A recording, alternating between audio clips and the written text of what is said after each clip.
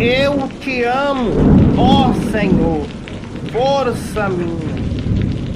O Senhor é minha rocha, a minha fortaleza, o meu libertador, o meu Deus, o meu rochedo, em que me refugio, o meu escudo, a força da minha salvação, o meu alto refúgio.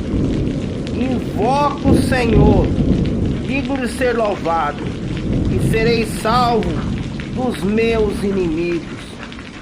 Laços de morte me cercaram, torrentes de perdição me impulsionaram o terror. Candeias infernais me envolveram, tramas de morte me surpreenderam. Na minha angústia invoquei o Senhor.